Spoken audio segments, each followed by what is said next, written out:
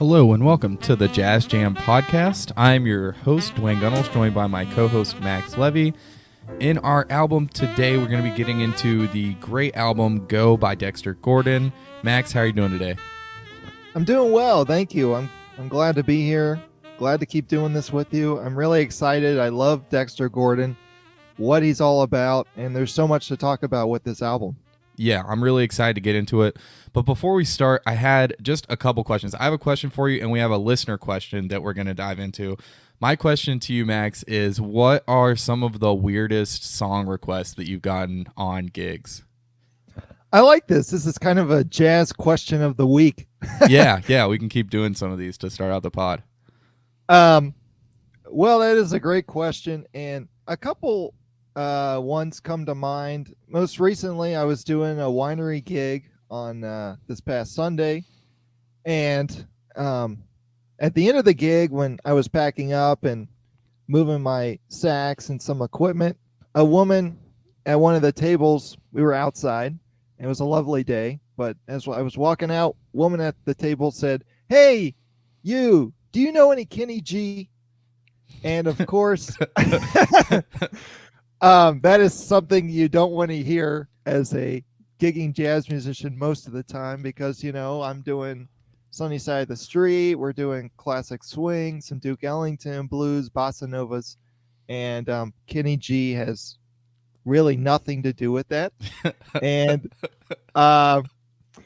so I wanted to be nice. I didn't quite know how to answer, but I said, you know, I've played some Kenny G a little bit, and yeah, I know a little bit. And she goes, "Oh my God, why didn't you play any? We love Kenny G." That's so funny. Yeah, and then the woman at the same table, a few chairs down, looked at me and said, "You know, you're pretty good anyway. Don't worry about it." I was like, "Thank you." That's really funny. Have a great day. Yeah, I applaud her for at least, you know, suggesting a saxophone player. And, you know, if you don't know much about jazz, Kenny G may be your only reference. Yeah, that's got to be probably one of the most common, like, non-jazz listeners. When they hear you playing jazz music, they're just going to associate Kenny G with jazz music. So they're just, you know, oh, man, why aren't you playing Kenny G? When for us, it's just like, well, that's not really swinging. So that's, you know, that's why we're not going to play Kenny G. But yeah, it's you want to be nice to people when they approach in that manner. But it's, you know, at the same time, it's like when they're like, "Oh, you're okay," even though you don't play Kenny G, it's kind of offensive, even though they're not trying to be. I think one of the weirdest ones that we've gotten as a band is one time we were playing like at a community center for some kind of event, and this guy came up to us because we're Max Levy in the Hawaiian shirts, so we wear Hawaiian shirts, and he goes, "Hey, can you guys play us some beach music? We really want to dance." And we're just like, why would you think that we know beach music? Like, we're a jazz band. Like, that's just such a random request. Like, and the other thing is, beach music is not really as definable as that person probably thinks it is. Yeah, I guess there's like a kind of a genre, but yeah, like, what is beach music? Like, we can play like something about a beach. Does that make it beach music? Like, to pick a jazz standard that's about the ocean, you know, does that make it? Yeah, we could play How Deep Is the Ocean. Exactly. Is that beach music? That's beach. I mean, yeah. So that was an interesting one. We were just like, I was like, I didn't know what to say. I was just like, no. I was like, no, we don't know any beach music. So yeah. Yeah. And one other one that comes to mind is once I got a request to play some Dave Matthews, which, you know, is almost there because they have a tremendous saxophone player with them. Yeah, Jeff Coffin. He's great. Yep.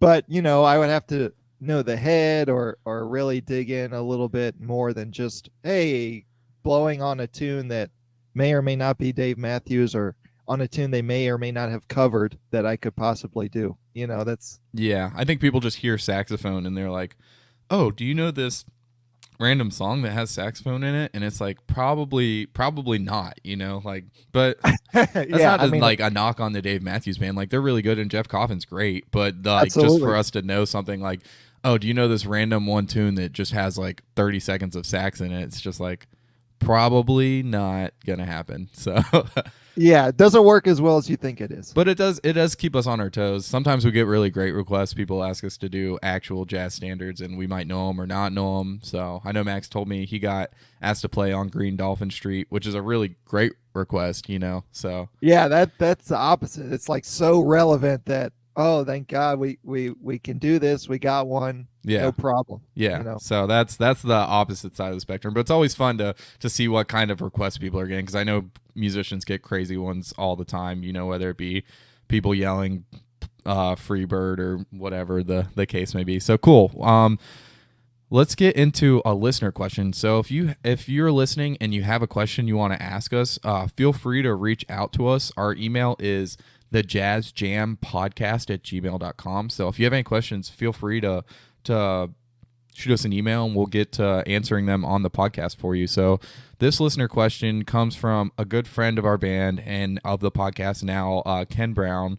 He's been listening to us since the very beginning of our group. So I'll ask the question that he sends in the email, Max, and you can kind of get into the answer to the question. So it says, Max, I've been on a real Basie kick here lately. There's a trumpet solo in Count's Place on the album Count Basie and the Kansas City 7 that starts at 2 minutes and 33 seconds into the song that's got me scratching my head.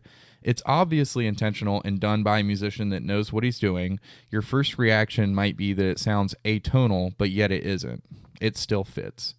At first I didn't like the solo, but now it has me intrigued. Do you have any idea what's going on musically or how he's playing within the chord structure? I wonder if the Count looked at him and said, dude, what the heck was that? But it got on the recording. Haha. So Max, let's take a little bit of a dive into this lick that's played to begin this solo. Yeah, I want to thank Ken for the question. You know, he's a family friend. He keeps track of what we're doing, and I just really appreciate that. So I'm happy to answer a listener question, and this is very interesting. The first thing I want to address is Ken's use of the word atonal. So because he put it in his question, I just want to double check some things theoretically that we should talk about. Number one being most of jazz, if we're talking, trad jazz, New Orleans, all the way through swing era into bebop, into West Coast, into post bop, into fusion, all of that is tonal. And when improvisers are making up a solo, from the licks that they've practiced and the harmony that's in the song and pulling from the melody, there is a tonal reason why they are playing what they're playing.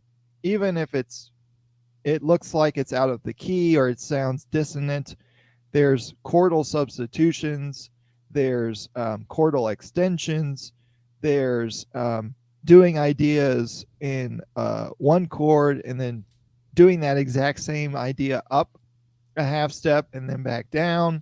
There's all tonal reasons for that.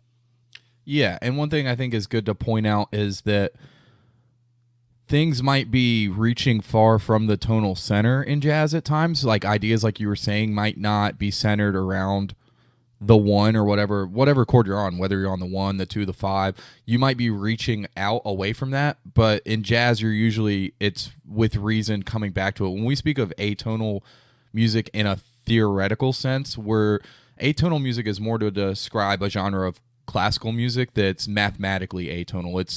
It's written to have no tonal center whatsoever. That's the point of it, and that's where it gets its atonality. So I think what Ken's referring to here is not necessarily atonalism. It's just something that's not centering around the one necessarily when the one's being played. So it does sound more so, I think he might be feeling a sound of like unresolved or unresolution and we'll get into why.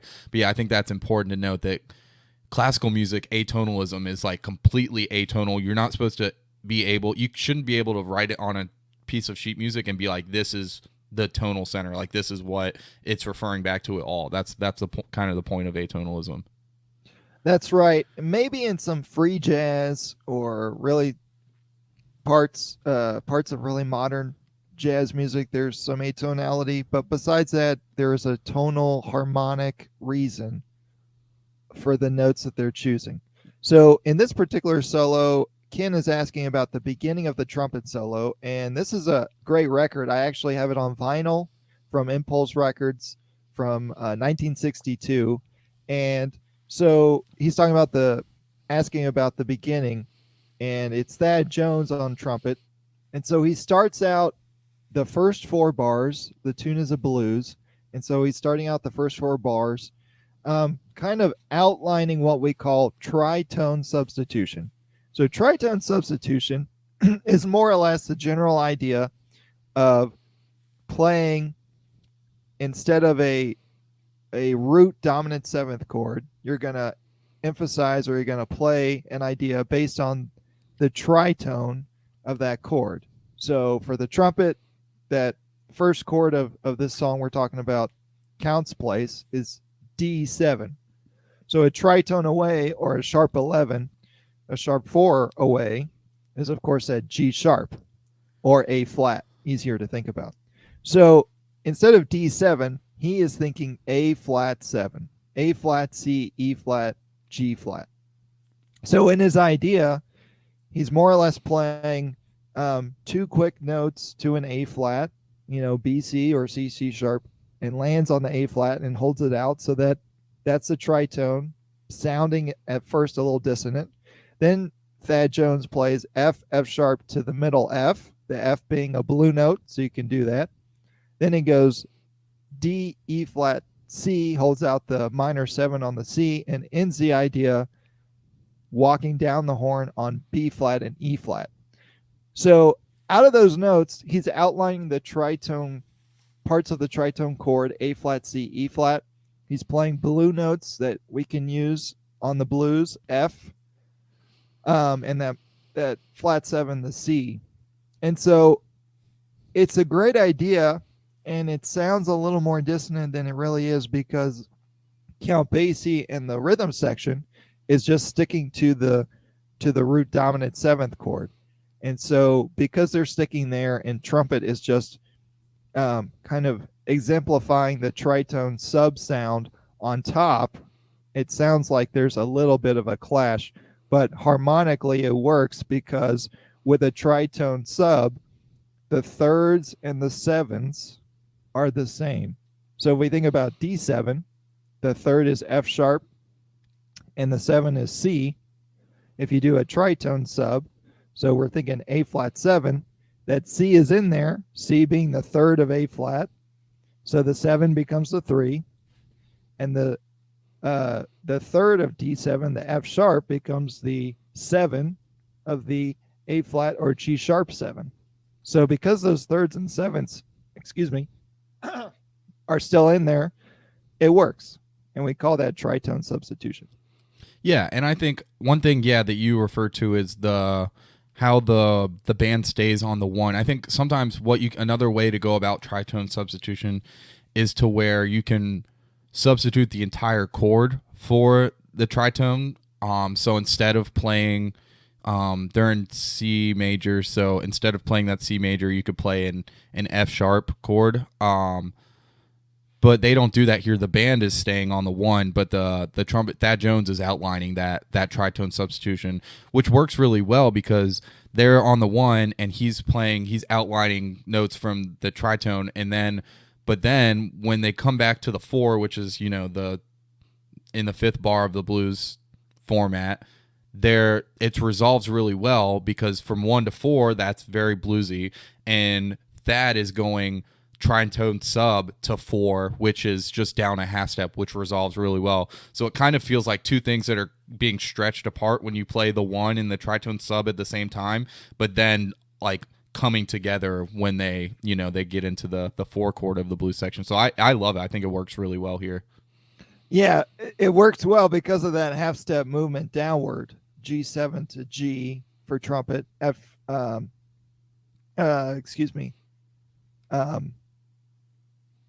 F sharp to F in F sharp to F in the concert key. Yeah.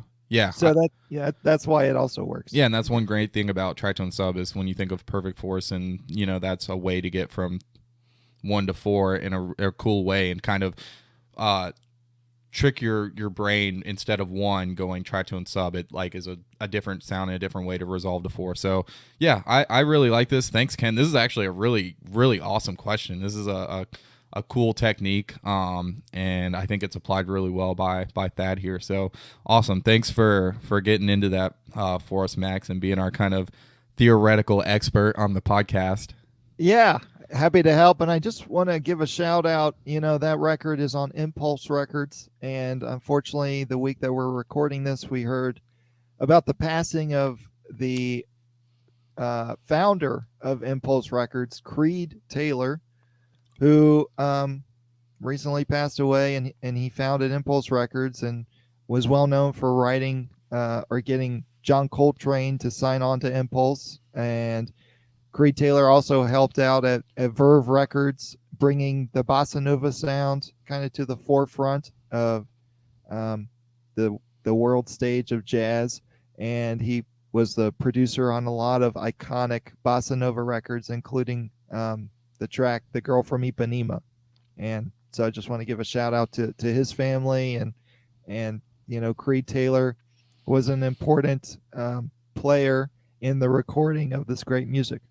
Yeah, definitely. Yeah, condolences to his family and a shout out to him, because there was, I mean, the bossa nova movement into jazz was massive with Stan Getz and Jal Gilberto. That there were just a run of like just bossa albums as wholes, especially coming from Stan Getz. So yeah, definitely super impactful. So good to remember the people who made that happen, even if they're not players, just producers or executives. So yeah, cool. Well, let's get into our album for the week. This week we've got Go by Dexter Gordon. This is going to be a great one. I'm super excited to dive into this one. So Go was recorded in August of 1962.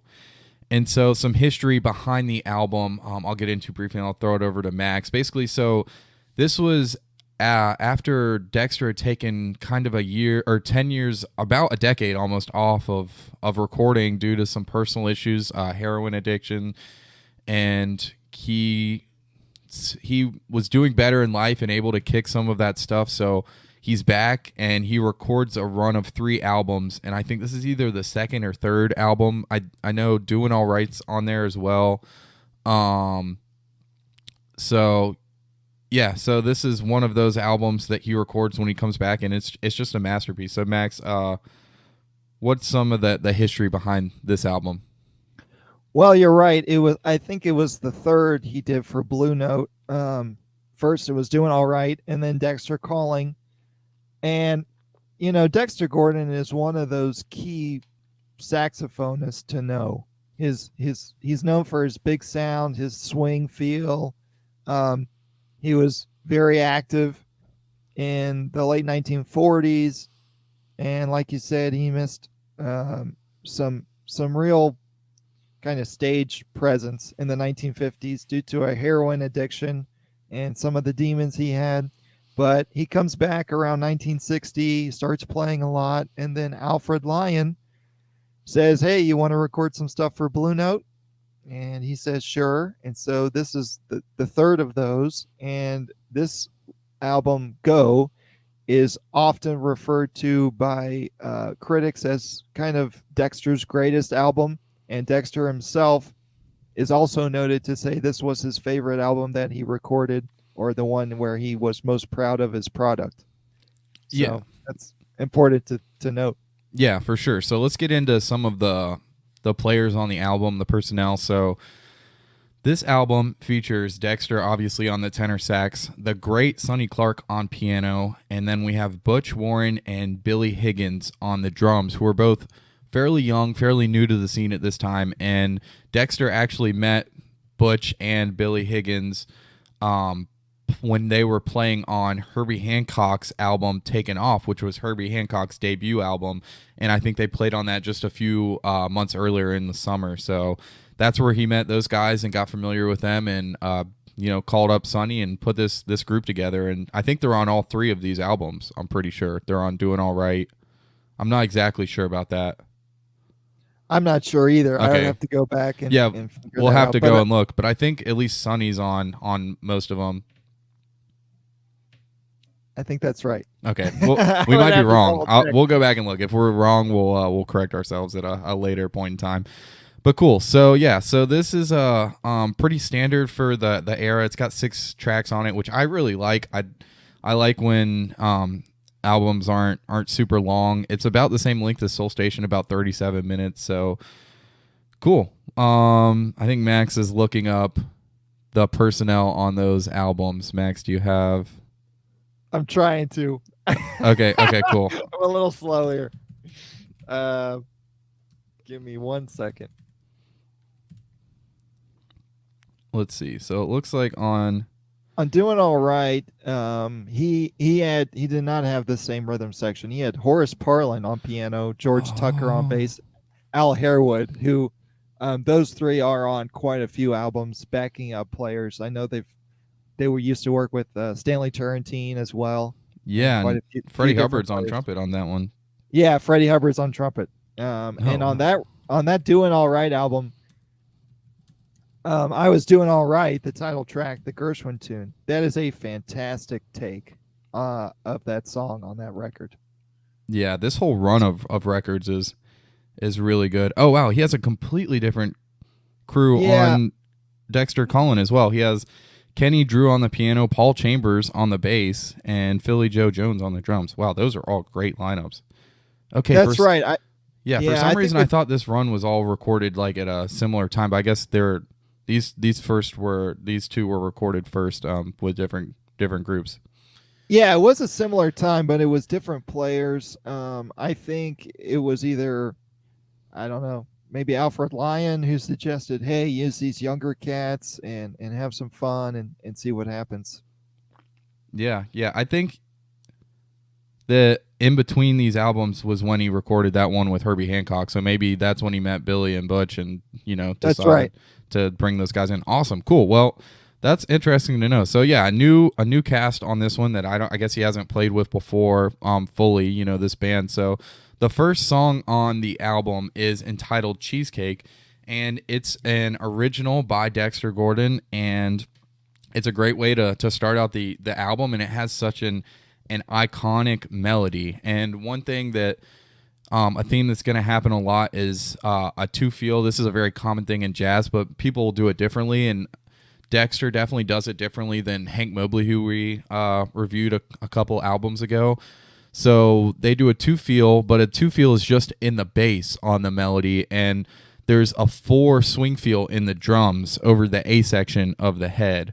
And this kind of gives the melody a more bouncy feel to it than necessarily when Hank does it. It has a little bit different of a more, not as bouncy, more of a smooth feel to it. So yeah, I really like this melody, and super iconic, and it's Dexter's style. So yeah, I think even before you start talking about the melody, you got to talk about the intro. Oh yeah, and I love how he layers the instrumentation.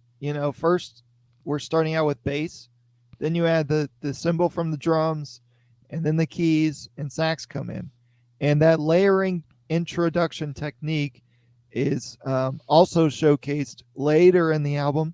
So you'll see that throughout the album there's a common kind of go-to arrangement of a lot of these songs, and these are all similarly arranged in what comes next after another.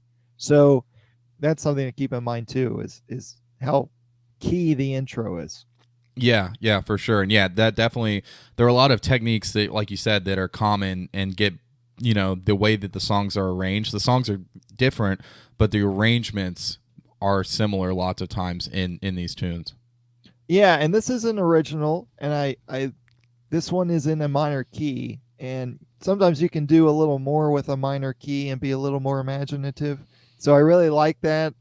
This is one some players, may call on the bandstand. It's really cool. AABA with only an 8-bar bridge, and it kind of does the classic jazz standard technique or classic Great American Songbook technique, where the A sections are in a minor key, but the bridge is in a major key, or vice versa. We start in a major key and bridge is in a minor key. So here the bridge is kind of made up of 2 5-1s, but just the two fives kind of going down by step, and then we end with a minor 2/5 back into the A section. So that's something keep track of is the way the song is arranged and the form structure. And you're right, the bass is doing a two feel during those first 8 bars of the 16-bar A section. And also during the melody, they do a 2-bar break in between the A section, the second A into the bridge, and he leaves that open. Right, Dexter doesn't play over that break, and I really like that. And also later on, when they're doing the 2-bar break into the solo, he also leaves that mostly wide open and leaves the space to just be. And a lot of times, a lot of players, especially if they're bop heavy, they're going to try and fill in that space with all sorts of stuff. But Dexter says, no, I'm just going to play one note and then get into my solo. And I think that's really hip. Yeah, and it's kind of a cliche in jazz, and if you play jazz, you've probably heard this, but there's a saying that says it's more about the notes that you don't play than the notes that you do play sometimes. So I think Dexter displays that well in his use of space here. So absolutely, that's a great way to put it. So awesome. Let's get into Dexter's solo. I love the break, the 2-bar break, getting into a solo. And Dexter's solo here, it's fantastic. He has lots of bop elements, which you expect from Dexter, being such a great bop player, bebop player. But he blends that style into this song that's more of a hard bop composition. So he uses lots of moving lines, as you expect from bop, but he also uses themes and like the development of those ideas and some more soulful ideas and motifs, which I really like. And I think this solo just is such a good blend of styles, the bebop style into some more soulful and hard bop composition. And this is just really nice. He commands your attention at all times. When Dexter's playing, you're listening. You're not going to get distracted. You're going to listen to what Dexter's playing. So this is a really great solo from Dexter. Yeah, Dexter has impeccable phrasing. And I just want to make a couple points about his sound and his overall feel. I mentioned a little earlier, he's known for his swing feel. It's so fat, he takes up the whole beat and then some with with how he's feeling the beat. And an untrained ear might say he's kind of behind the beat, but no, he's just swinging hard. Yeah. And he's in there and he's grooving. His sound is also very noticeable and very recognizable. It's a fat tone. It's commanding, yet he's also smooth with a lot of his lines. He goes in and out of all ranges of the horn really well. And he's just got a really big commanding sound, but it's not overbearing. And so, of course, his solo is going to really display that really well. And I also want to say, during his playing of the melody, he displays that really well. And the thing about Dexter that I love so much is the thing to keep track of is the way he ends his phrases. Even when he's ending melodic lines on his melody, he's doing it almost a different way every time. I cannot predict how he's going to end his phrase. A lot of players will have a go-to. I'm always going to do a little vibrato. I'm always going to do kind of a shorter note. But Dexter plays around with how he ends his phrases. Sometimes it's vibrato. Sometimes it's straight tone with no vibrato and just a big fat note. Sometimes it's a fall or a bend with his lip going down. And it's important to note that, because I think a lot of times players, especially sax players or horn players, really focus when they're practicing and trying to learn this music with how they start ideas and going from one idea to the next, but they lack emphasis in their practice when focusing on how to end phrases. They are not as practiced or deliberate about the ending of their phrases. And Dexter is a lesson in how to be more deliberate when you're ending your phrases. Yeah, that's definitely a great point. I think it speaks to Dexter's technique and just how good of a saxophone player he is. I mean, he's just such a master of the horn, and I think that's definitely a great thing to think about. I think some players might not think about finishing the, like they play the meat of the lick and then they just finish it in whatever style. Dexter, he's going to finish it out the whole way and in a thoughtful way every time, and maybe a different way. So the use of vibrato or long or short phrasing at the end, and the releases, I think that's a great thing and a great thing to pick up on there, Max. And something that people can think about is, when you're playing lines, finish them all the way out. Don't just play the meat and then end it, short just because you think it's over, Right. And with the way Dexter ends his phrases, another thing to keep in mind is how long the note is. A lot of times players will go, something like da ba da ba da ba da da, and then Dexter would go ba ba da ba da ba da da da. That the length of the note is just fat, and that is a very Dexter thing to do that not everyone does, and that's something that people could learn from and put into their playing. A couple of licks to keep in mind that Dexter does in this particular solo at the 140 mark, a minute 40 in, he kind of plays around with the classic Cry Me a River lick, which over a minor chord, we're thinking 2-1-5 minor 3-2-1 da da ba da ba da, and then over a dominant chord, it's different pitches, but it's the same idea. So here he does that 3 or 4 times in a row, but a different way, kind of each time he does it. Also at the 226 and 240 mark, he plays similar ideas over the chord. He'll do one idea for the notes in one chord, and then in the next chord he'll do the same idea but change the notes but keep the same intervals or the same idea. And that's a good go-to practice when you're improvising. So he just outlines some of those ideas really well in this solo.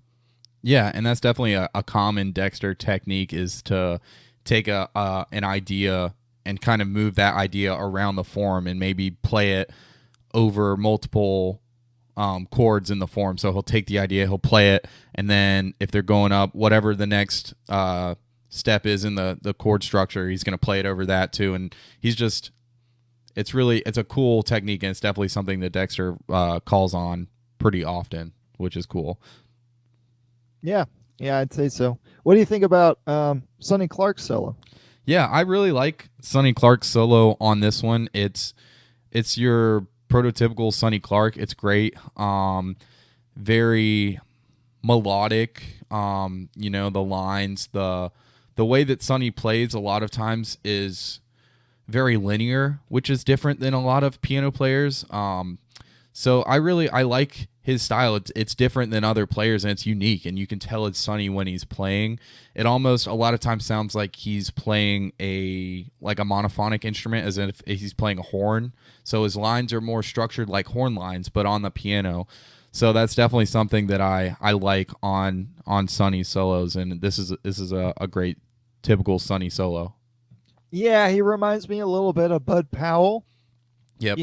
Very right hand, just lines for days, really trying to be a horn player. Whereas somebody like a Errol Garner or Oscar Peterson, they are really in there doing chords and playing with the rhythm more and doing more than one note at a time a lot of the time. Yeah, and to the other extreme, like a Milt Buckner. I know he's a great organ player, but Milt Buckner, when he plays piano, it's like block chords. He'll play a melody with block chords all around the piano, and that's just like the complete opposite of what Sonny does a lot of times. It's just the very linear right hand, linear notes, not a lot of chords, So it's awesome. I love Sonny's style. It's different. It's definitely something that piano players can learn from. Is being able to develop lines and not rely on chords as much, So that's right. And I've transcribed some of Sonny Clark's lines before because it's just so transmittable from what he's doing to a saxophone, to a horn. Exactly. Because he's mostly doing note to note to note to note. So I'm getting that line in my head as I'm transcribing him. Yeah. Which which Whereas is you, harder to do with most other piano players. yeah, you couldn't do that with Oscar Peterson. You couldn't take what Oscar's playing and then put it on, be like, I'm going to transcribe this for the saxophone. That would make no sense. So that is a cool thing Yeah. about Sonny and, kind of what makes him unique. Yeah, the other thing I would say about this solo and what goes on is bringing in, what the rest of the rhythm section is doing. Billy Higgins on drums and Butch Warren. They're both swinging cats. They're both great. I just feel like sometimes during Sonny's solo, not only on this track but on some of the other ones, Billy Higgins, the way he's playing his snare drum, he's doing kind of freehand traditional grip, but it's very rhythmic and it works well behind Dexter. But when it's just Sonny Clark, it kind of, the way he's hitting the snare drum so much, it's a little distracting. He's just hitting it too much for me, and it's taking away a little bit of Sonny Clark's solo. Yeah, I can definitely agree with that. I have one note about Billy Higgins playing. I definitely can see what you're saying. Yeah, it can be a little busy at times and a little bit overshadowing of what Sonny's doing. But one thing that to note, you kind of said this, is Billy Higgins, he plays somewhat loose and free, but he's always in the pocket, which is a cool thing to kind of a point to talk about. Is you, for newer players, especially when you're doing swing and a swing feel, is that the tempo doesn't always have to be perfect like you're playing to a metronome, and swing doesn't work with a metronome because that's the point of swing, is like it's not so it's swung. That's the point. So with swing, it can kind of be a little looser and it can ebb and flow as long as you're in the pocket, and that kind of gives it the emotion sometimes of the swing feel. And I think that's something that Higgins does really well, and he's able to kind of be loose and free with his playing, but still super swinging and super deep in the pocket. Yeah, that's right. It's definitely valid, and with swing, we're pushing and pulling the beat. Mm-hmm. So it's not that we don't want a metronome, but it's that it's okay, to speed up or to really swing something harder than you would if you were, strictly wanting to play with the click. It's you don't want to always have the click in your ear if you're in the recording studio, if you're doing a straight ahead jazz recording. You want that swing to happen naturally, and for that to happen, you have to be a little free and interactive with the players you're playing with. Yeah, and I think that's the important distinction, is like the players are aware of, like, sometimes when we'll be on a gig and we're swinging harder, like it might speed up a little bit, but we're aware that we're driving the tempo. There's a difference between that and like letting the tempo drag or something like that, which is like not intentional, that you'll hear players of like different genres, even like rock or whatever genre you're playing, you'll hear players start to drag sometimes. That's not what we're not like saying it's okay to do that, but in jazz and in swing, that's something that happens a lot. Is there's more push and pull to the rhythm than in other genres, so it's okay to be a little bit looser as long as you're still in the pocket and the band is moving together. So yeah, that's definitely a good way to look at. One thing, the last thing I have on this tune is this is kind of going back to Billy Higgins playing, is it kind of has the feeling of a live recording, like something that would be recorded with a live audience in a club. And I think that's really cool. It's not perfect. There's a lot of things about this album that aren't perfect, but I think that's kind of what makes it great, is it kind of has a lot of emotion to it and a lot of rawness to it that's really nice. And the rhythm section is free and loose at times, but they're ever swinging and they're always in the pocket. So it's nice. It's cool. It's a little bit different than some other albums that are maybe a little bit more buttoned up. Yeah, and you can definitely tell that on the head out. When they're transitioning from an A section to a bridge and bridge back to A and to the tag ending, it seems like Dexter, he gets to the bridge, on time, and then the rhythm section kind of catches up to him 2 or 3 beats later. And so it's like, oh, we're on the bridge now. I thought we were doing the tag ending and not doing the bridge on the head out. Oh, shoot. Yeah. And so they, you can kind of hear that in the drums, especially. I feel like maybe they weren't aware that they were doing the bridge on the head out, and so they were 2.5 to 3 beats late coming in with Dexter. But because Dexter's sound is so big and he's on it, nothing fell apart. Everything was driving. It was still cool. It was still in the pocket, and it was still together. Yeah, and they're great players, so they're not, they're going to catch on to what Dexter's doing. I think it kind of has a feel of if maybe like I was saying, like a live, like the guys show up to a gig and they haven't really rehearsed all that much, and Dexter's just like 30 minutes before the gig is just like, all right, we're kind of going to do this same kind of like way to write all the songs. We're gonna like do this. Just follow me. We'll be good. And that's kind of what it feels like. Is they're just like, let's follow Dexter. Like, and at points they're like, oh man, oh bridge, this, that. Like no tag. Okay, So I think that's kind of what it feels like. Is almost like this wasn't super rehearsed. It doesn't seem like this is something that they spent months working on. It seems like Dexter had all these tunes written, brought these guys in, and was like, hey, this is what it is, and then they got to it. So yeah. Two other things I want to add about Dexter and his solo on this track is he actually takes a second solo after the piano solo. And you'll notice that he does it a few times on this album. It's kind of the go-to arrangement. Like I said earlier, there's a similar arrangement with each of these. And I kind of like that. It's kind of a swing-oriented idea to do. Dexter has some roots in the swing era, the transition from swing into bebop. And so something like that, illustrates that really well. He kind of, I was expecting him to maybe trade eights with the drums or trade fours on that second solo, but no, he just does a full chorus second solo. And yeah, and I really like that. And then exactly how they end it, I like how Dexter does not end with adding any extra licks once they hit a final chord. A lot of times horn players will add a few ideas, whether it's based on the root or the nine or some little diminished thing or something falling down the horn, after that final chord hits. Dexter does not do that. He just lands on a final note and that's it. He doesn't add anything to it. I think that's a great choice. It's very clean. And it proves you don't have to always add something to the final chord. Yeah, for sure. Yeah. Sometimes the song is ending. It's, you can just let it end. A lot of sax players or horn players in general, and maybe even, piano players, when a song's ending, they'll feel like they have to add something to the end. And maybe Dexter shows here, like, you can just let the song be over sometimes. And when you get to that final chord, just let that be the ending. So, yeah, it's cool that Dexter does that here and doesn't feel the need to add more on to the end. Cool. Well, let's get into the second track on the album, which is entitled, I Guess I'll Hang My Tears Out to Dry.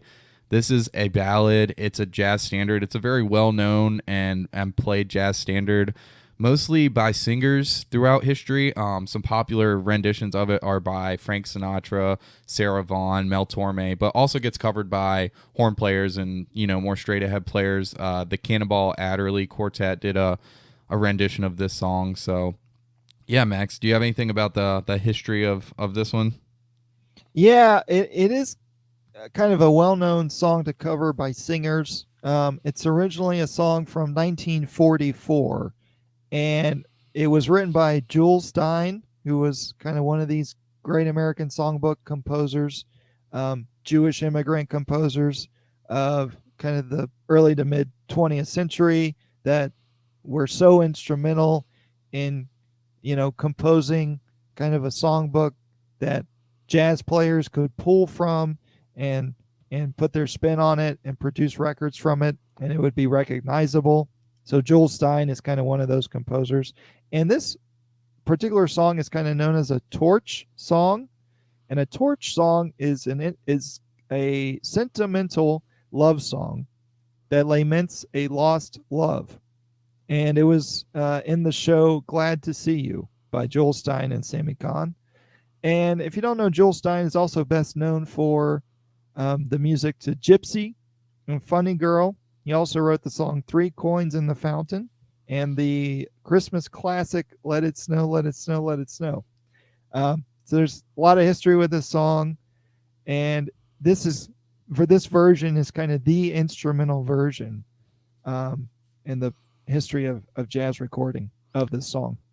Yeah, and it's on this tune. It's very evident that ballads are a forte of Dexter. His playing is soft and lyrical and has this sense of vulnerability to it. I guess that kind of speaks to this sentimental love song. Like there's a feeling of vulnerability in Dexter's playing, but it's still so commanding. Like it can be soft and lyrical, but still so commanding. And that's Dexter's so good at playing ballads. So I love the way that Dexter plays this one. So Yeah, he's definitely on a list of the top players you would think of when you're thinking of who is really good at a ballad, who can express a ballad. You know, the list would be some others would be Ben Webster, John Coltrane was great at ballads in his own way.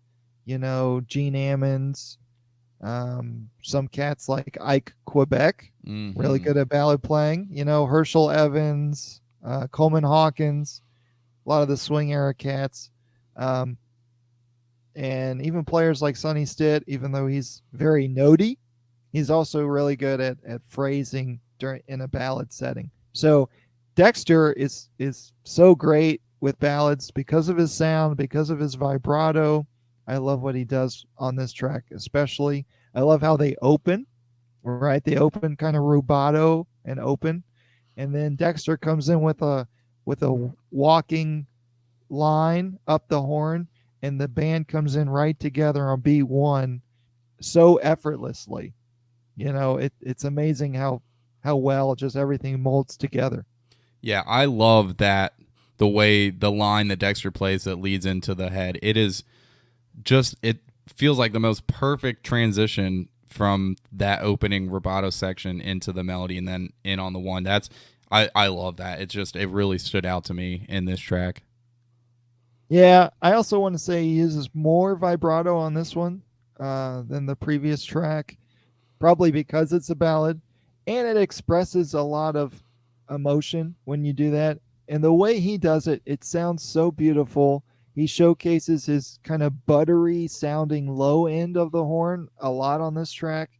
Um, just the expansiveness and the expression of Dexter's sound and approach fits so well that it's no wonder, you know, this is kind of the version to go to for this song on the tenor saxophone. Yeah, for sure. And one thing that I want to touch on this, because this song is all about Dexter, but one thing that I notice is Sonny's comping on this track is just so nice and super thoughtful.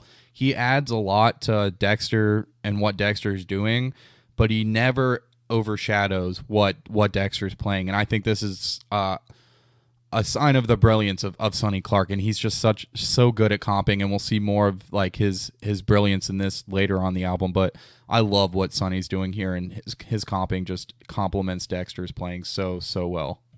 Yeah, Sonny's playing is great. I also want to give a shout out to the bass player, Butch Warren, who does really well on this track. He goes in and out of playing kind of in that two-feel ballad playing where you're on the 1 and 3, and then sometimes he'll go into, you know, a 4-beat quarter note feel, or he'll do it for half a bar, or, you know, he's in and out of that 2 and 4 feel on the ballad, and that is much harder to do than one would think. And Butch Warren does that really well in this track. Yeah, for sure. Butch's his playing is really nice on this track, and I think just the rhythm section does a really good job in general on this, and the way that they accompany Dexter. One thing we talk about Dexter's use of quotes and themes and ideas. At 3:03, they play this up and down lick, which is a chromatic lick, and it gets brought back a few times in the album, but this is the first time that we hear that lick, and they'll both, Dexter and Sonny will go back and quote this lick a couple times, so just something to note there, and it's one of the licks that stands out to me from this album. I always think of it when I think of this album, and so. Yeah, there are a lot of common licks that are used quite a bit over and over again in different tracks and in different ways by different people. And that's another commonality between all the songs. It's not only the arrangements or the way they're addressing the tunes, but a lot of the ideas they're using when they're improvising are kind of consistent, um, but used in different ways as well. And I also want to say that I really appreciate they're keeping the ballad feel on this tune. Sometimes when players do a ballad, they will go into a double time feel or they'll do something funky with the bridge. But here they just keep that slower tempo, and they can do that because of Dexter's dexterity, no pun intended, but because of his sound, his commanding presence, and what he's doing with the horn. You don't have to go into double time. You don't have to change up anything.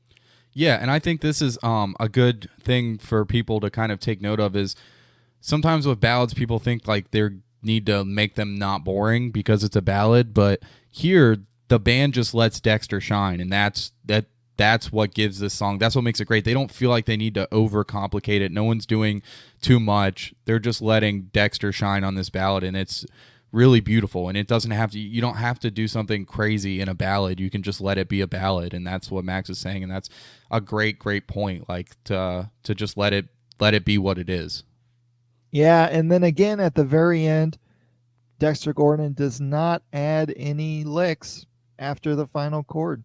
And especially on a ballad, if it were me, I normally would. Yeah, yeah.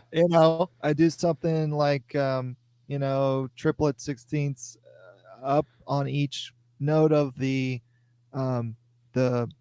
major 9 chord or something, go up and down the horn real quick. But he doesn't do that. And that proves you don't need to. Yeah, and this is a great track.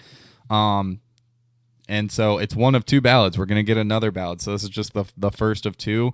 Let's get into the third track on the album, which is a tune entitled Second Balcony Jump. Max, give us some history of this tune.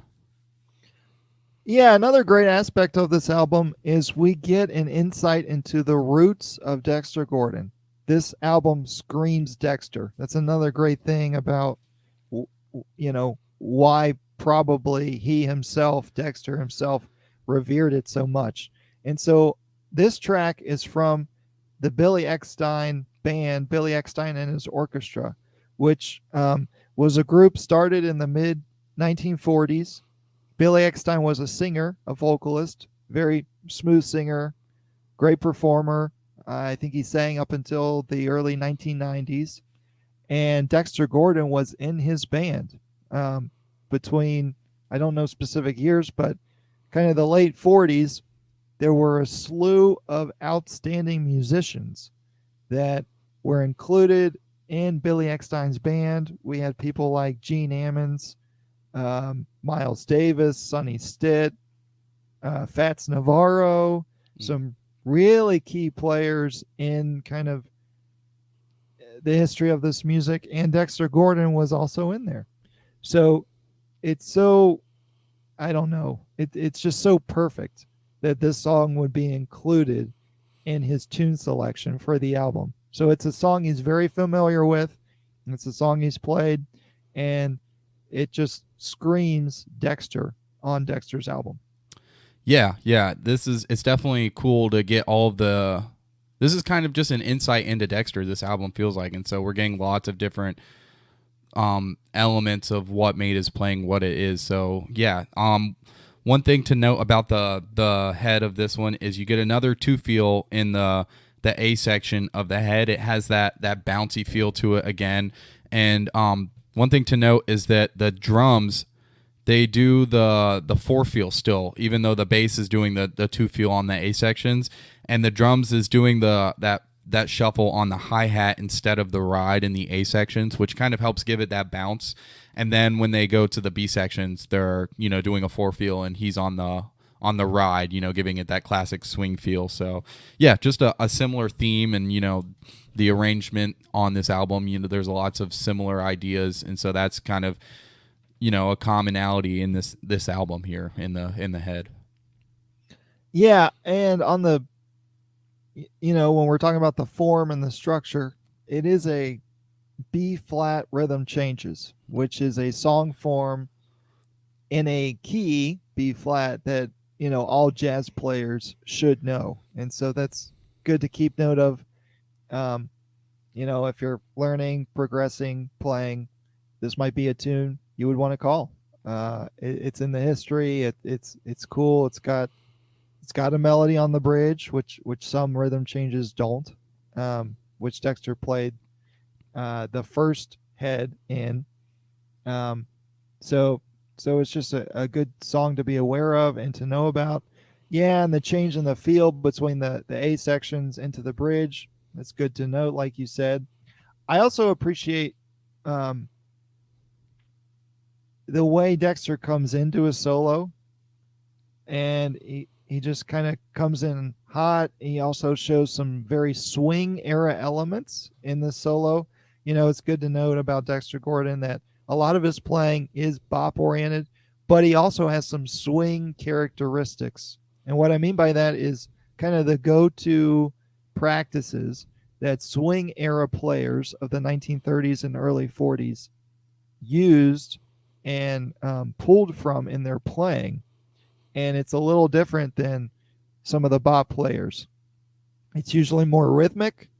It's usually kind of playing with melody more, and so he does it in the solo right at the 207 mark. He's doing kind of a rhythmic um, false fingering with his sound, which is you're playing a note on the horn and then you're moving some fingers that don't change the note to a different note. It just changes the way the note sounds and the tone.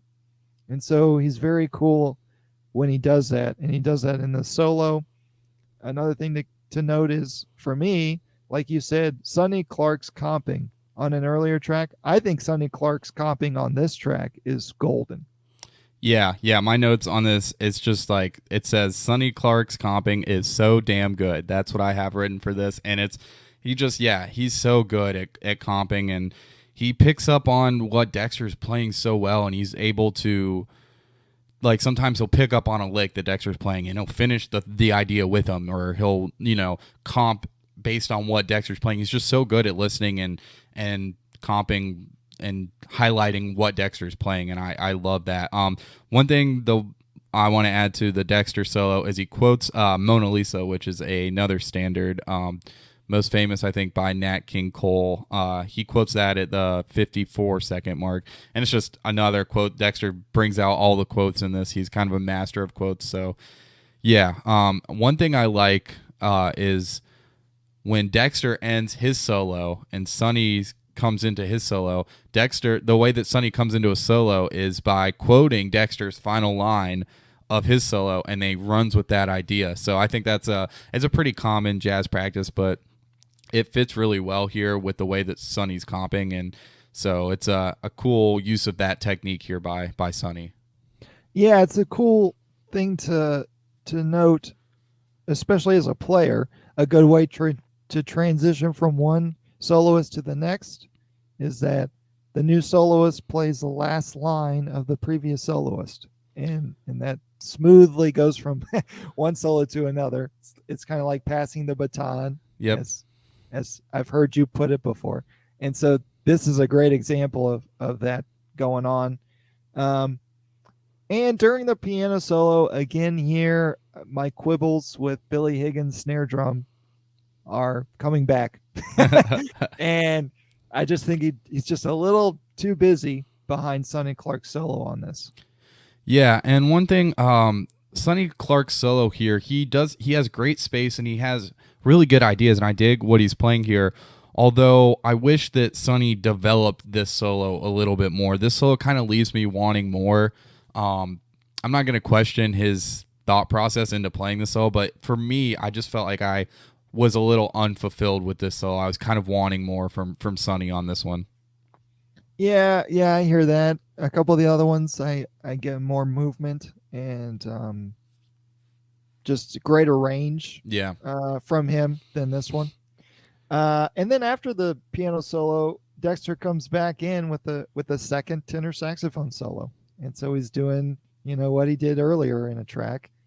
He's doing that same sort of arrangement here, and again, during the second solo, those swing era sensibilities of Dexter Gordon's roots come out right at the 603 mark, where he's playing one note rhythmically, and it's with just a huge fat tone, and he's kind of playing with marcato articulation.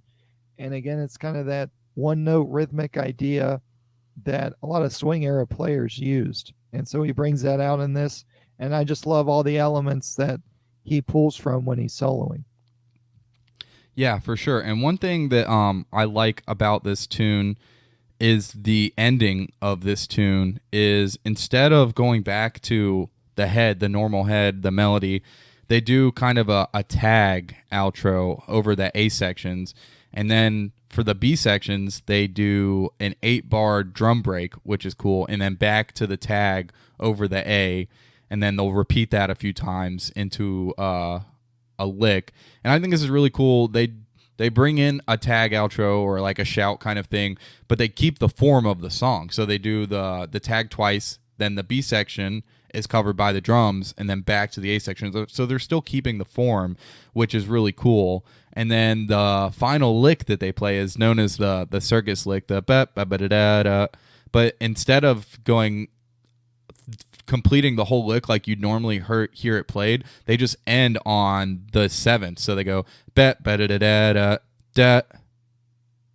and you'd expect it to finish, to go ba-da-da-da-da-da, but it doesn't. It just ends on that 7th, So that was a cool thing, and it's kind of it's almost like Dexter being kind of playful, in the way that he brings in that lick, that kind of playful lick, but then doesn't finish it.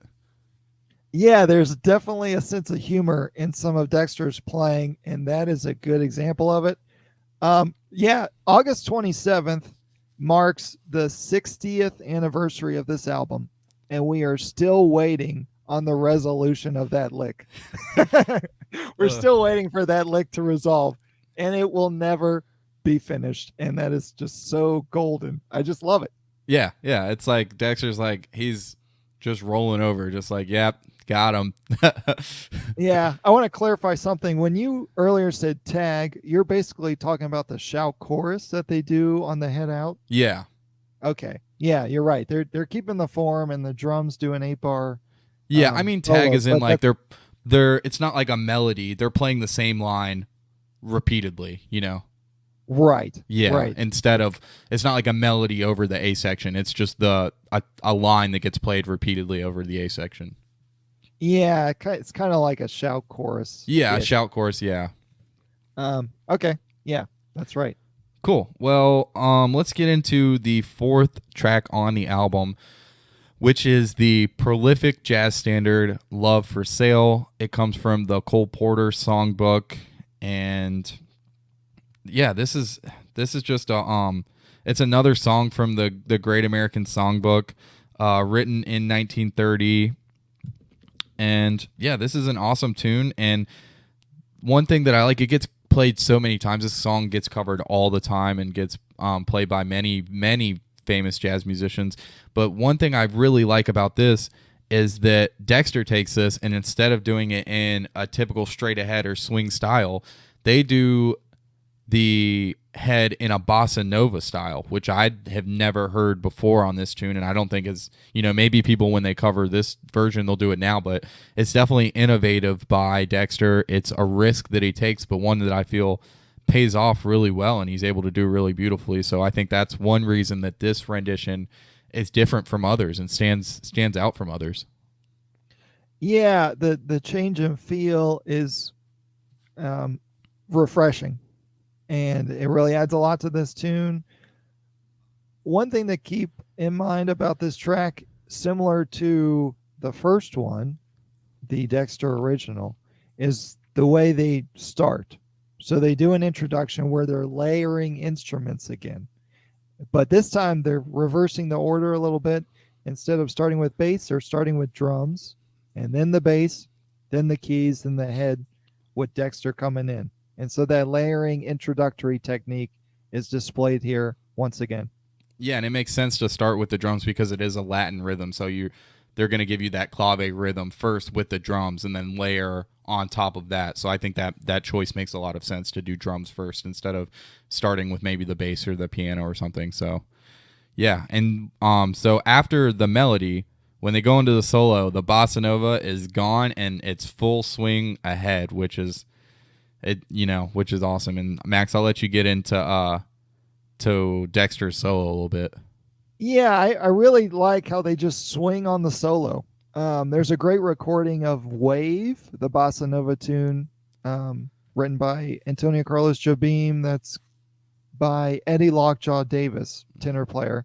And he does a similar thing where, they do the head bossa, but then on the solo, they just swing their butts off. And that's what they do here. And I really like that. So on Dexter's solo, there's just so much going on. You mentioned the kind of chromatic lick up and down that was showcased a little earlier. Well, it comes back in this solo. Usually we do it from the third or the major 7. And so he's doing that at minute marker 209. At minute marker 216, he's playing a lick and repeating it, but changing the notes for the next chord. So he's really good at doing that, doing one idea in one chord and then doing the same idea in another, but just changing the notes, keeping the intervals the same. Similar harmonic movement and rhythm throughout those examples. Dexter has really great range during his solo. He's using all parts of the horn really well. At 338 to 346, those swing era sensibilities come back in this solo as well. He's doing kind of one of the prime examples of a swing era saxophone technique. I kind of call it the wobble or the warble. It's kind of where you're fingering middle E flat on the horn, but you lift your third finger on your left hand, so you're lifting that G fingering, and so you're basically going back and forth between B flat and G, and so you're doing some intense vibrato while you're fingering that, and that creates this kind of wobble technique. So he shows that in the solo, and he does kind of these rhythmic hits repeated, and there's some rhythmic call and response with Billy Higgins, and that's a very swing era technique to play with the rhythm and to do those different sounds on the instrument. Yeah, there's one part of this solo that sticks out to me. One thing that I caught that I really liked was there's a use of a motif or an idea at 2 minutes and 23 seconds, and then the way that he takes this idea and then kind of melds it back into the changes in the next 2 bars is really an awesome technique. I really like what he's doing there. And then getting into Sonny Clark's solo, this Sonny Clark solo is exactly what I was wanting on the last one. There's just really great development of ideas here. It's very line oriented, like we spoke about. He was really good. So he's doing what he does best. But what he does here is he does this very line oriented playing on his right hand, but then he's gonna insert some random more bluesy, maybe starting to get into some chordal, but not like block chords, just maybe 2 or 3 notes, but some bluesy licks in there too. So I think he is able to develop the solo really well that way, and he's just swinging really, really hard on this one. So I love Sonny Clark's solo here. Yeah, this one's a little more dynamic than some of the others, and here he does start to do kind of more 2 or 3 note ideas in between some of the lines he's doing, and so that just creates a little more texture, a little more diversity in Sonny Clark's solo on this track.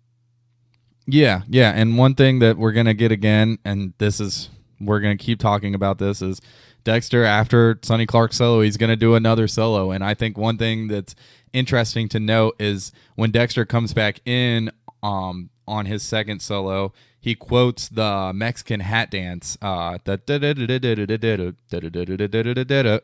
think that's interesting that he does that when they're playing this song in a Latin feel. I feel like that's probably intentional from Dexter and speaks to that kind of humorous, like, I'm gonna throw this in there, and it just kind of fits well with the song. So yeah, that's a cool thing that Dexter does there. Yeah, second solo chorus for saxophone. I love it. I can't get enough. Um, on the head out, I want to note that at the minute marker 6:45, it kind of seems like the rhythm section was thinking that they were going to be headed to a trading section or a change of feel back, um, you know, to that kind of Latin groove or something. But Dexter doesn't go there. He only wanted to play the last A section of the head on the way out. And it sounded like the rhythm section thought they were going to do, kind of a full um, a full chorus on the head out, but they don't. Yeah, I think this is one of the probably the most obvious miscommunication on the album. And one thing to note is, like, in this day and age today, like, if a jazz album were getting recorded, we're so focused on like perfection that this might not even make an album. But I kind of like the fact that they keep it. It kind of gives this album that kind of raw emotional feel to it. Like, they didn't feel like they needed to go back and record it. This take was good. They miscommunicated. Oh well, they got back. It's not like it fell apart. Like, and I kind of appreciate that from this. We've all been there. He got back into it, and that's what matters most. And so it's kind of a cool thing that you don't get that much these days, and you get a lot more in recordings back then.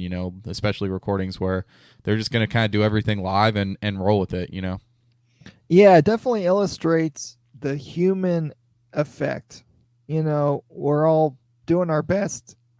We can't be perfect all the time. Yeah, and music isn't perfect. It doesn't have to be perfect. That's right. So that is a raw quality of this, that there's a couple instances where that happens and everything's fine. Not only fine, it swings hard. Yeah. So it's great. Yeah, I definitely agree with that. And then, so they go one time through the melody, and then they fade out on that bossa nova feel to end this tune. So cool. So let's get into the fifth track on the album, which is the second ballad on the album, entitled "Where Are You?" Let's see, Max, give us a little bit of history on this track. Yeah, there's a couple things to say about this song. Firstly, it was kind of a pop song in the 1930s, written by Jimmy McHugh. And if you don't know Jimmy McHugh, he is a monumental composer. He's credited for writing over 500 songs, including "On the Sunny Side of the Street" and "Exactly Like You," which are tunes I really like to play and love to cover. Jimmy McHugh was also inducted into the Songwriters Hall of Fame in the 1970s. And so he's just a very prolific American composer, and we would not have a lot of songs without him. There's also really two other great saxophone versions of this song, one by Ben Webster on the album Soulville from 1957, which also has the Oscar Peterson trio with him on, and that's a great version. And then the second one is from Sonny Rollins that he recorded on the album The Bridge in 1962, and that is the same year as this album Go. So we had two saxophone covers of "Where Are You" that came out on two monumental albums in the same year. And I think that's really cool to note.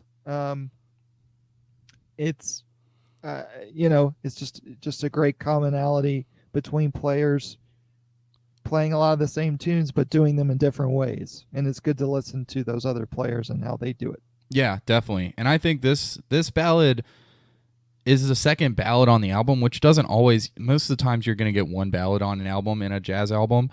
And I love that they do two here. This one has a different feeling than I guess I'll hang my tears out to dry.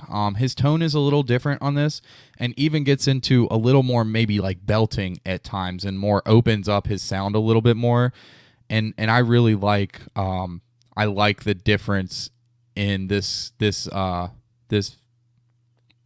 ballad to the first ballad. Max, what do you think about Dexter's sound here and his solo on this one?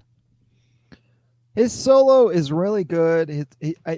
I do think he's a little more raw, maybe, with how he's approaching this solo. There's a cool lick I really like at minute marker 321. It's kind of a ballad lick. I've heard him use before on an album called The Chase, Mm. where I think it's mostly a live album, and it's Dexter and also Gene Ammon sits in on some of the tunes, and also the vocalist, very underrated, underappreciated vocalist and alto player Vi Red is on that album, The Chase. But anyway, there's a lick he did in Polka Dots and Moonbeams from that album that I copped from him. It goes, he starts on the 5 and he goes 5-1, 6-4-3-2. And he does that on this track as well. And I really like that particular lick. It's really useful on ballads. I also love that there are 2 ballads on this album. It screams Dexter Gordon once again. And I'm still always guessing on how Dexter is going to end his melodic phrasing. To vibrato or not to vibrato? That is the question. And I don't know which one he's going to do. It's up to him. He's also really smooth when he's kind of ripping up the horn to a melody note coming from the bottom up. And he oftentimes does a lot of short falls from kind of one clear, deliberate note to a note, either a third or a fourth down while moving up the horn. This is kind of in minute marker 233. He kind of hints at double time with his lick at 248. It's like he's kind of playing double time, but I almost expect the band to go into double time right after he starts playing that, and they don't. So that's kind of a gotcha that I really like. Yeah, so that's kind of what I got from Dexter. I also really liked some killer improv lines that occur in Sonny Clark's solo on the bridge on this one. Yeah, I really like kind of the contrast from Dexter to Sonny. So Dexter he blows over the A sections of this, and then Sonny takes a solo on the bridge.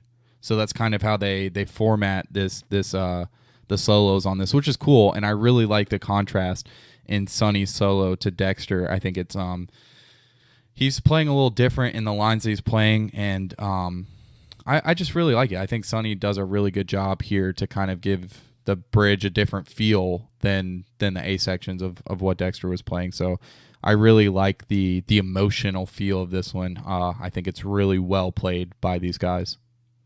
Yeah, and on this one, just like in Love for Sale, on the head out, they only play the last A. Yeah. So Dexter, does the melody on the last A to end the head out here. And on this final chord that they play, Dexter finally adds some notes.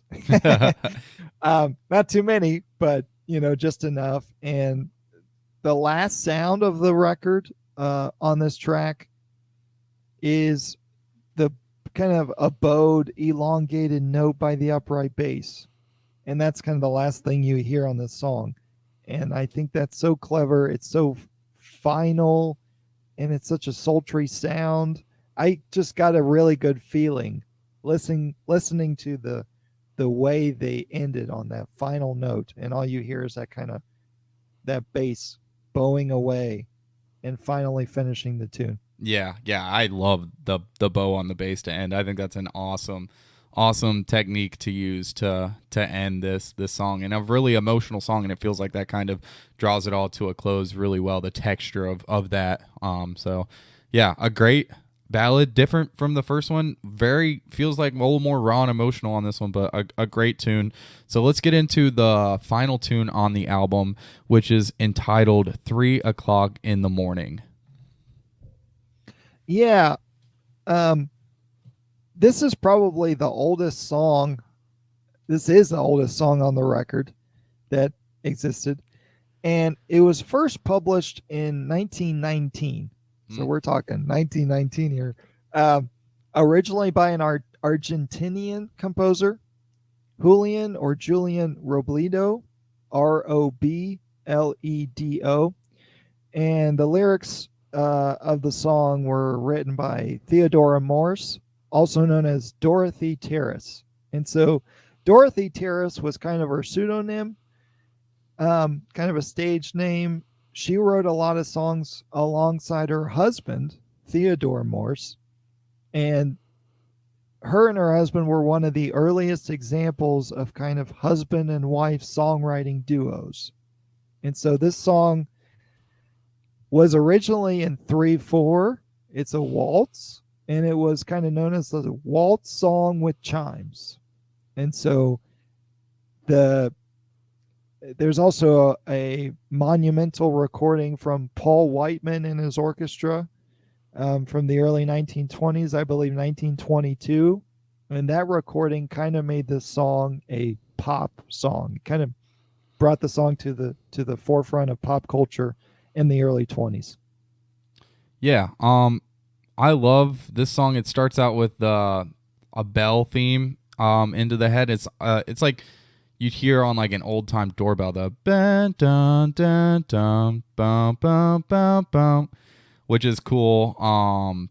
Those bell chime door sounds are a part of, I think, the 1922 recording. If not, they have been used in association with the song before, and those bell chimes are from what we call the Westminster quarters or the Westminster chimes. And so those were originally used for bells on clock towers. So I believe the bell that's called Big Ben in London, England, I think some of the pitches they do are those pitches that you just sang that they use to introduce a song. Yeah, it's definitely a cool way to start the song, and the song has a very fun feeling to it, a very fun element to it. I think that's kind of a playful way to start the song, and I like that. I like that a lot. So yeah, so they kind of get away from the bebop on this one and explore a little bit more of like a blues sounds, riffs, and lines on this track. Yeah, also the use of those bells is reminding me about Miles's recording of If I Were a Bell from the album Relaxing with Miles, Relaxing with the Miles Davis Quintet. They do the same thing on If I Were a Bell. So it's not uncommon to use that lick, just in general. Yeah, like I said, it was originally a waltz. Here they're doing it in 4.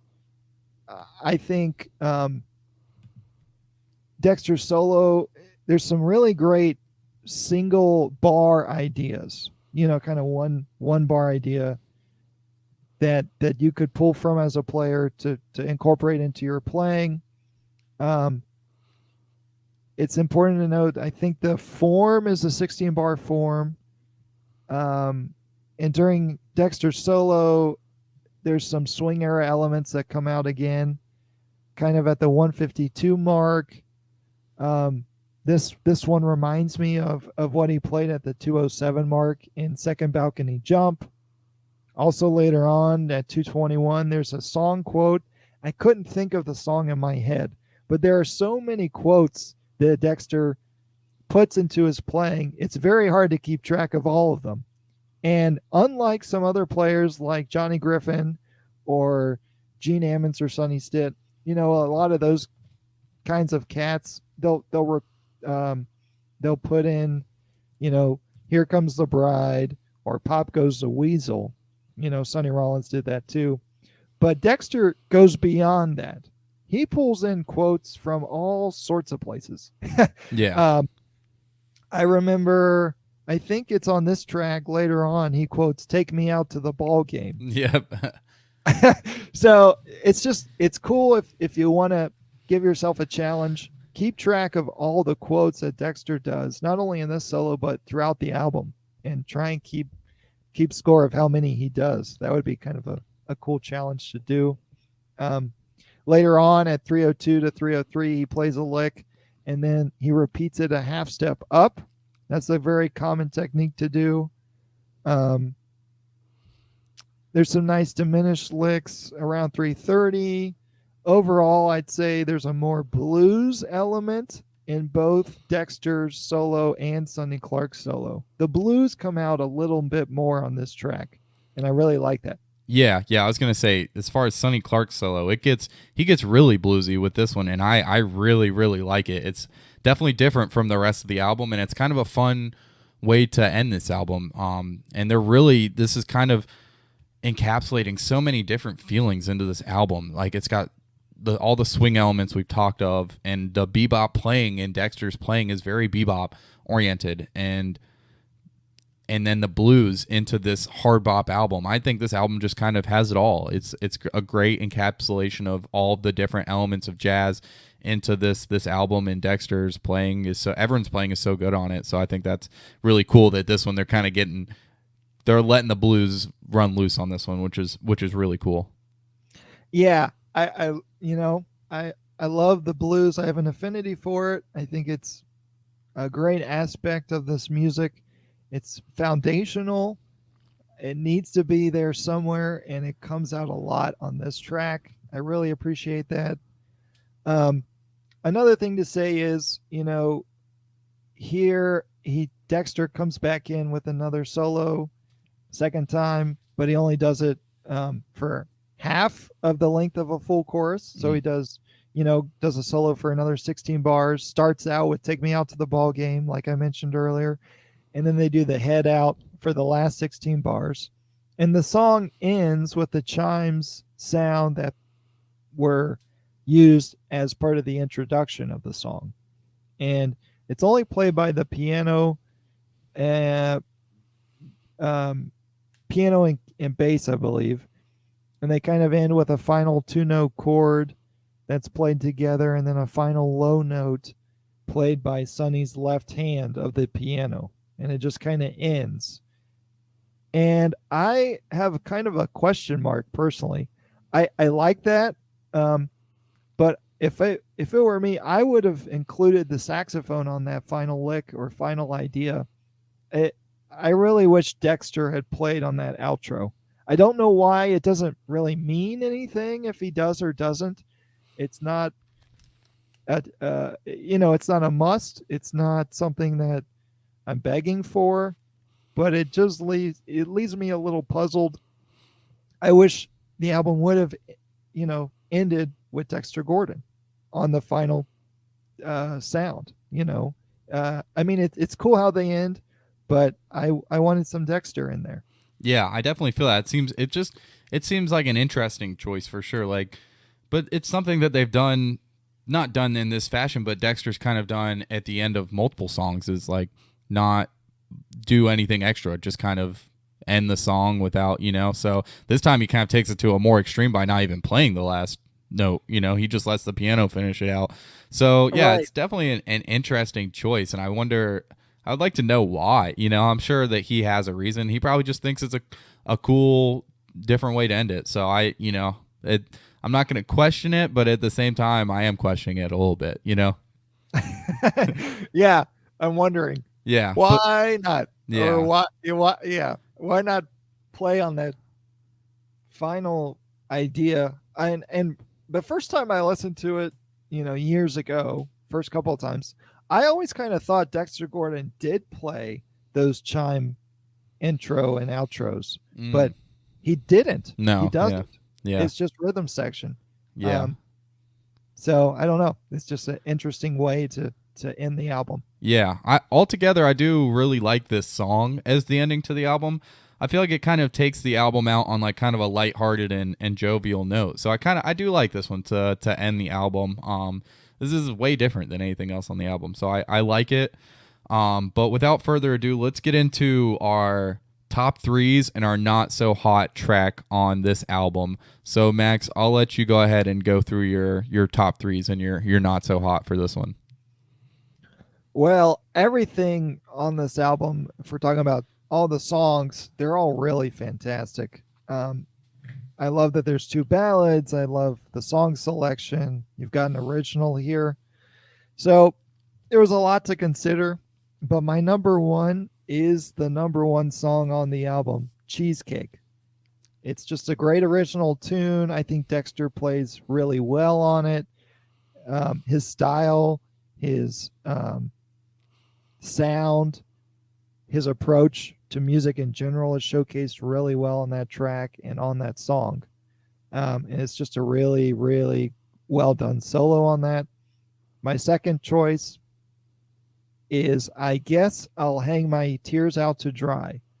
And that's for a number of different reasons, but mainly because this is kind of the instrumental version of that song. Dexter's sound is great on it. I love some of the ideas he plays. I love starting out rubato.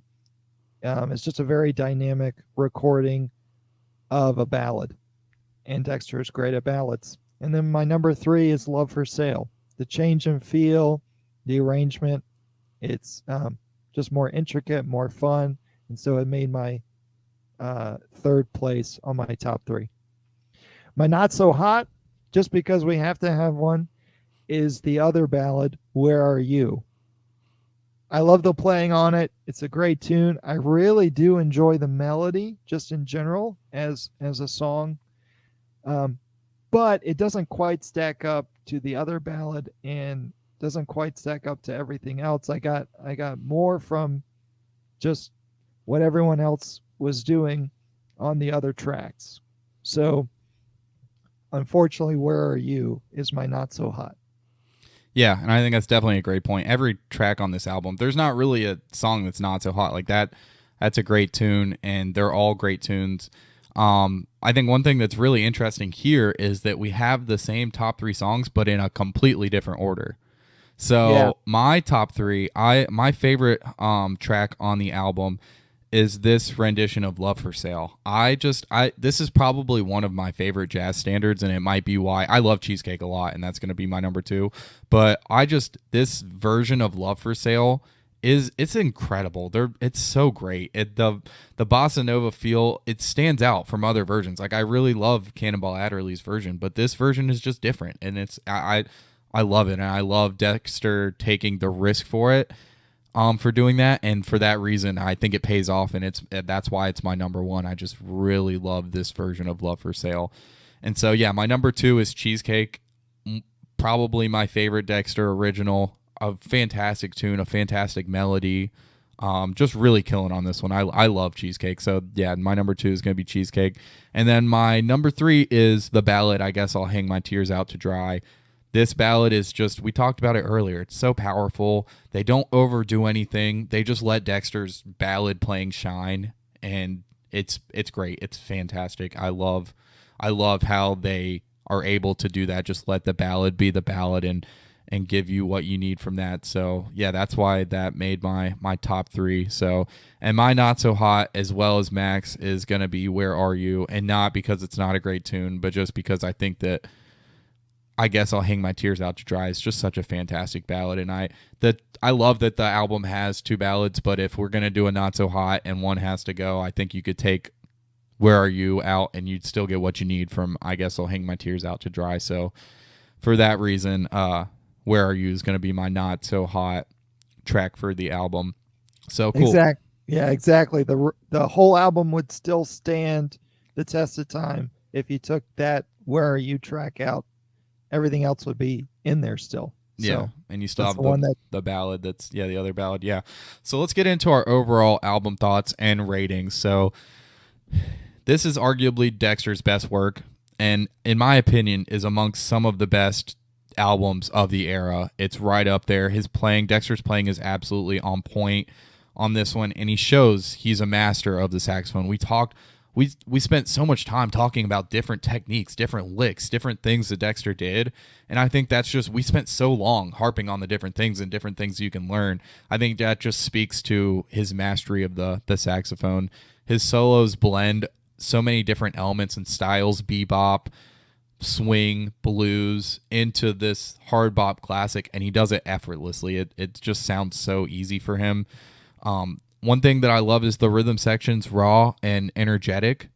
This rawness definitely contributes to the album very well at times, but sometimes I feel like it is indicative of the rhythm section's inexperience and some of the things that we talked about with Billy Higgins. Sometimes it seems like he might have been lost at times, but he's a great player. He's able to get right back, but that rawness does show both sides of the coin at times. So, Sonny Clark, his comping just absolutely fabulous. I think that's the standout from Sonny Clark on this album is his comping to Dexter's solos, which is just Dexter's solos are so great, and Sonny's comping is top notch as well. So, and then Dexter said that this is his favorite album that he's ever recorded, and I think it's evident why that's the case. He's so dialed in on this one, and he's just commanding your attention at all times. Everything he's playing, he's got you at all points, and he's just commanding the room with this. And for that reason, I'm gonna give this an overall score of a 9.5 out of 10. I just feel like this is one of the most prolific albums of the era. I really, really enjoy listening to this one. I listen to this album all the time, honestly. So for that reason, I'm going to give it a 9.5 out of 10. It's very well put. I appreciate many of the points you're making. Yeah, I just think this album really illustrates some of the best Dexter Gordon that is on record. His solos are beyond killer. His use of different elements from bebop to blues to swing era sensibilities, his overall fat sound, his swing, his buttery vibrato, his straight tone. It's just really well featured on the album. His variety of phrase endings, the countless number of quotes, it's just overall his artistry is on point, and this is why he's a jazz legend.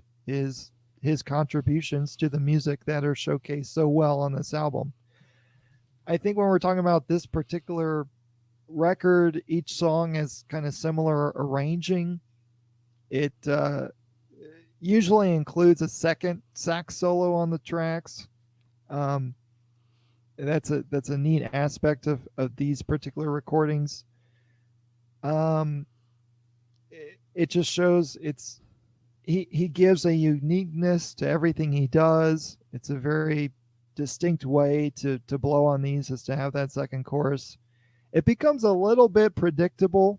You know, I would have appreciated maybe doing something different with one or two of the arrangements and not do that for every track other than the ballad. But, you know, besides that predictability, it is a well done execution of that arrangement on each tune that they do that on. There is a little lack of clarity in between certain sections of tunes that are evident from some of the playing of the rhythm section. Sometimes they're late 2 or 3 beats from where Dexter Gordon is, because they didn't know they're transitioning to the bridge or to the tag ending or something. So it's not sloppy, but it's just not as together as it could be. But because of Dexter's really overall approach and big sound, nothing falls apart. His leadership really shines throughout this record. I was impressed also with not only Sonny Clark's piano playing, but the comping, as you said. He contributed some nice solos on this. And I really liked Butch Warren's time. It's expressed really well on this album, especially on the ballads, going in and out of the 2 feel into the 4 feel as much as he does. It's impressive. Billy Higgins swings throughout. Occasionally he's a little too busy on that snare drum, but that's my own issue. Something I'll have to work through. But, you know, he sounds good. The album has an iconic original Cheesecake. It's one of the instrumental versions of I Guess I'll Hang My Tears Out to Dry. The overall song selection is distinct, and it just screams Dexter Gordon with the 2 ballads and the Billy Eckstine tune. It's a really well-curated album. My overall score is an 8.9 out of 10. I didn't give it a 9 or above because of some of those inconsistencies with the rhythm section, because the arrangements of the tunes are a little predictable. But that doesn't take away from the extreme pleasure I get out of listening to this record. The swing, the feel, the songs, the interactions. It is a great representation of what Dexter Gordon has to offer. Yeah, I think you make some really good points there, and you know, it's Yeah, this album is great. There are some different elements of, different things that make it what it is, and I definitely agree with what you're saying there. So for our overall score for this, when we combine our scores, is going to be a 9.2 out of 10, which I feel is pretty accurate for what most people, critics, would think of this album. So that's our overall score, is 9.2 out of 10. I just want to say thank you guys so much for joining us. Please, if you have any questions or album recommendations, don't hesitate to reach out to us. Our email is thejazzjampodcast@gmail.com. And so, Max, why don't you tell them what the next album is that we're going to be doing next week? It's the T.S. Monk album. It's what's the name of it? I forget. Yeah, we're going to be reviewing and analyzing the kind of very new released recording from T.S. Monk called Two Continents, One Groove. And it's a live album, and I think they combine two different concerts that are on two different continents onto one album. And if you don't know T.S. Monk, I believe is the son of Thelonious Monk. Yep.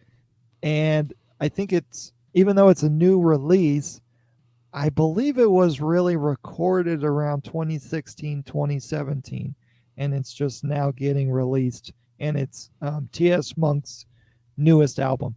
So we're going to go over that, and that'll be really cool to dive into. Yeah, it's definitely going to be a little bit different from, especially from the Nduzu Makatini more current album. It's definitely going to be different from some of the other stuff we've done. So I'm excited to get into that one. Thank you all so much. I hope you've enjoyed us getting deep into Go. I know I have. It's such a fantastic album. So thank you all so much for joining us. And for Max, I'm Dwayne, and we will catch you guys in the next one.